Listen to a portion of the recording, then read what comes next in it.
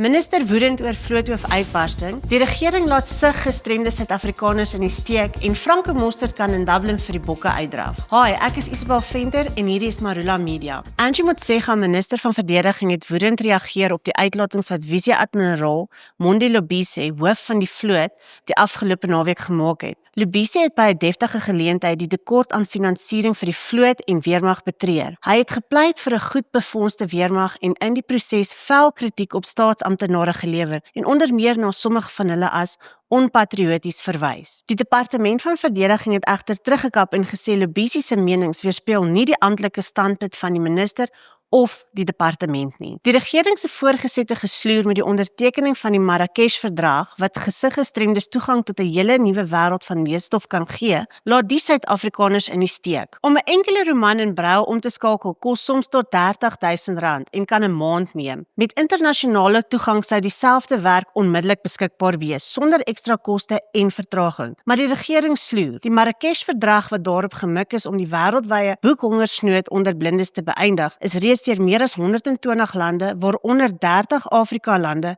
bekragtig. Suid-Afrika het die verdrag in 2013 aanvaar, maar nog nie die finale noodsaaklike stap gedoen om dit in werking te stel nie. Blind SA bestempel dit as 'n skande, veral omdat die konstitusionele hof vroeër ten gunste van blindes en mense met gesiggestremdhede beslis het, deur 'n tussentydse bevel op te lê wat hulle die reg gee om plaaslike materiaal, wat deur kopiereg beskerm word, in toeganklike formate om te skakel sonder om toestemming te verkry. Daar was sedert die beslissing egter nog bitter min vordering van die regering en Blind SA sê gesiggestremdes word steeds van die wêreld van kennis uitgesluit. En die Springbokke se Franco Mostert is beskikbaar om teen Ierland in Dublin te speel nadat 'n tugkomitee bevind het dat sy rooi kaart na 'n geel kaart verminder moet word. Die bokslot is verlede Saterdag teen Italië in Turyn met 'n permanente rooi kaart van die veld gestuur. Mostert het Dinsdag aand vir 'n onafhanklike komitee verskyn waarna bevind is dat sy oortreding nie die drempel vir 'n rooi kaart bereik nie. Volg Marula Media op al jou gunsteling sosiale media kanale en gesels graag saam.